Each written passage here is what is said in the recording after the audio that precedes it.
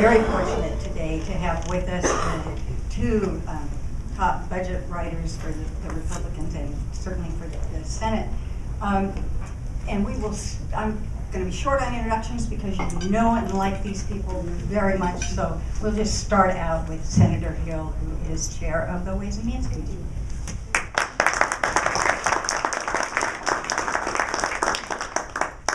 Well, thanks so much for having me. It's nice to be in a room of friendly faces, and where I'm having lunch and I'm not lunch. So, so we just finished up cutoff, which is kind of a halfway point. A lot of bills lived, a number of bills died. For me, it really kicks in writing the budget. It really kicks in now. We've got the final budget forecast. We know what we're dealing with, and now it's a matter of sitting down and kind of hammering out what we're going to do. I've talked a lot about what I call the deficit myth that really has been promulgated by the governor and his allies over the last 6 months, and it's been a pretty well orchestrated move where you start off by saying that we've got a $4 billion deficit, the sky is falling, the world is coming to an end, we've got to raise taxes. You have David Schumacher, the budget director, go on a statewide tour talking about that. And then you have the final coup de grace when the governor releases a budget that goes from $34 billion in spending to $39 billion in spending. It's a $5 billion increase, 15%. Proposes the largest tax increase in the state's history. And surprisingly enough, makes some amazing cuts. I mean, I have people in my office daily that say, the governor cut this. The governor cut, people with developmental disabilities. I look down at them, seriously? I mean, $5 billion wasn't enough. So, it's interesting. The governor's kind of laid that out. He laid out some interesting tax strategies. I believe that, as we're looking through the budget, that with $3 billion, now $3.3 billion of new revenue, that's almost 9% growth, 4.5% growth a year. You're all business people here. Would you like that? Year-over-year growth, not bad. And we look at the overall budget structure, and especially the fact that we wrote a budget 2 years ago that was structurally sound. So we didn't have a lot of things hanging out. So we don't have a structural deficit. And so I think that kind of going forward, it looks, especially as I get my arms around it more and more, it looks as we can do what we want to do without any major general taxes. And we want to make additional investments beyond what's kind of baked into the current budget. I mean, we want to continue to make investments in K-12 with the McCleary decision. We want to make investments in early learning. We want to make significant investments in higher education. We're looking at kind of trying to roll back the tuition increase that we've seen over the last 10 years. And you'll see significant investments in mental health because interesting as a budget writer, that's one area that kind of cuts a small swath through all the state budget. Right? It starts out with homeless problems, it touches our safety net, it goes into domestic and gun violence. And we've been doing a bad job. We've had a lot of bad lawsuits. It's something we really need to work on. And again, it's one of those things, I believe, it's one of the duties of the state. But looking at all of that, again, it's a $37 billion budget. We believe that within existing funds, we can probably do just about everything we want to do. And so now the hard work begins of figuring out how we put all that together. Looking forward to the House's budget coming out on March 23rd. And seeing what they lead with. I think there'll probably be a fairly large contrast between the two budgets. Bruce can talk a little bit about that. About $5 billion.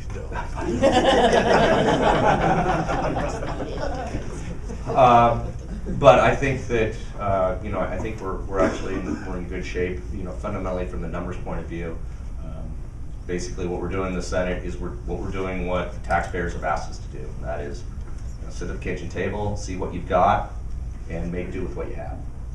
And there's an awful lot there.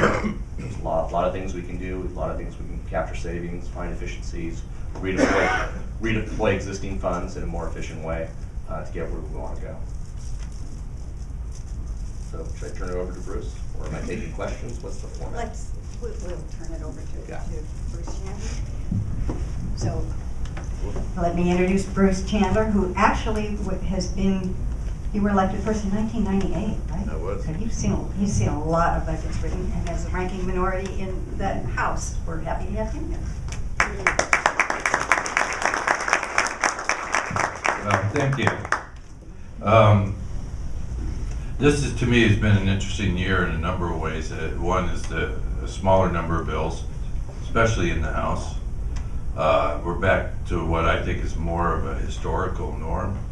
Instead of running, I think if I recall, when Governor Gregoire was at this point, we had 6,500 bills in one session, in a biennial session, introduced. It was just an abundance of great ideas. And we had, this year I think it's going to be under 3,000, which when I look back at the legislative history, it's usually about 3,000 is what you figure. And what's amazing to me is even when we had 6,500, 6,600 bills introduced, even in that year, only 300 were passed. And that seems to be kind of the threshold of pain for both the House and the Senate, is 300 bills. I believe that, as the senator said, that toward the end of the month, I don't think there's a firm date for it, but I believe by the end of the month that the House will have passed a budget, and it will be, I think, the process I feel has been at this point collaborative between me and the chair, and I think that this year is notable to me because the real areas of serious contention are far less, just as the bill count is less. I think there's more agreement on what the real fundamental long-term budgeting challenges are for the state, and the disagreement is going to be over a much smaller number of issues. They're somewhat more intractable, but there's not as many of them to chase around as there has been in the past. I think that one of the things that we're taking a close look at, and that is going to have a big impact on the outcome, is how to approach the collective bargaining agreements, and to try. I know in my caucus we're interested in getting back to more parity between represented and non-represented employees, kind of treating everyone the same. And there's also, I think, there will be some differences in the House regarding how we approach the work of the Healthcare Authority, and how to get a handle on what does it really take to have a workable exchange. And they have a considerable budget request in, and I think a lot of us still question, is that really going to have an impact? Truth is, sometimes people just don't like what you're selling. No amount of money can change that. I do think that I get asked about the Supreme Court more this year than I have in all of my other 16 years combined. There seems to be a lot of preoccupation with it. I encourage our members to focus on the education reform that is law, and moving forward on that. And I believe that the court will find a way to understand that we are, in my view, we are on track to fulfilling that legislation, and that we will be able to do it. We won't do it exactly the way some people want, but I think the approach that we took last year, in the last budget, with kind of, it's not exactly a linear approach, but it's an affordable approach, is the only way to do it. The worst thing we could do with education is to kind of what we did in the last half of the last decade, where we put a whole bunch of money in faster than it could actually be well utilized. And then when the revenue slowed down, we ended up not being able to live up to our obligation and fulfill the promises we'd made to our constituents. I think it's in everybody's best interest to avoid doing that again, even if it means we have to do a little bit less in the short run.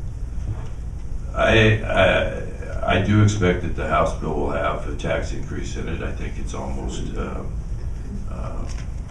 genetic obligation.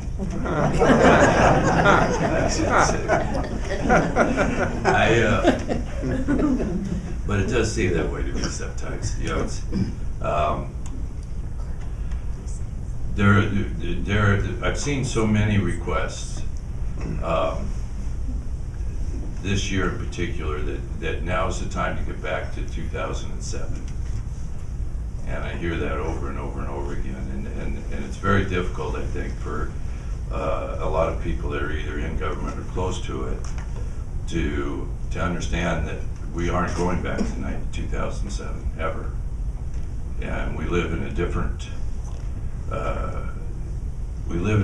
era. I think what we've been through in the last 6 or 7 years is a generational change not just in the nature of our economy, but in the momentum and the growth pattern of it.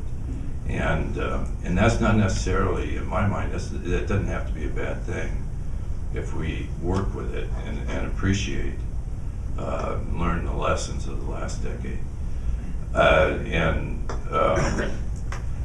A lot of people believe, well, it's time to go back to the way it used to be, and I just don't think that's going to happen.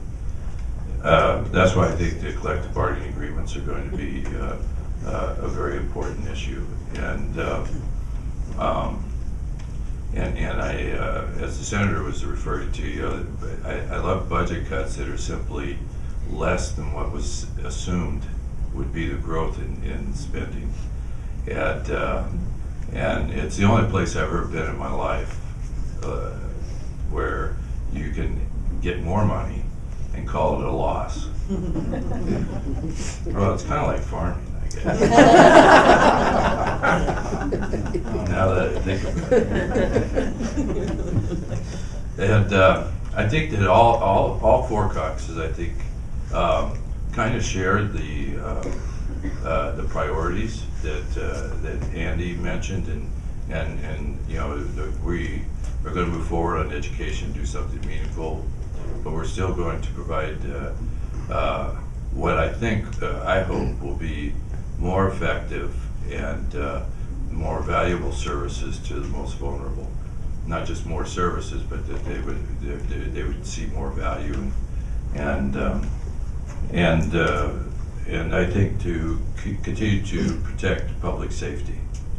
One of the issues in the budget is going to be the Department of Corrections and whether we manage the prison population by releasing people back into the community. Some of my caucus members have reservations about that, given that most people don't actually go into the Department of Corrections system till they've been convicted 3 to 5 times. So there's a certain trend that's been established, and the alternative during the recession, you know, we reduced the sentence to 364 days, so the counties got to pick them up, and we can't really do that again. And so, you know, I think that everybody it's worthwhile looking at savings in that, but not at the expense of keeping people safe. I would say too that I still believe that that there's no excuse for us not being done in 105 days. The issues are maybe more challenging, but they're fewer, and I believe there's not as much debate about what those challenges are, and so that encourages me. And And I believe that we'll have a very limited universe of issues to resolve at the end in the conference committee, and that will help us. There's only a few options to any of those problems, and so we should be able to work it out. It won't, I tell my folks at home, it's not like making wine, being the Yakima's wine country, you know.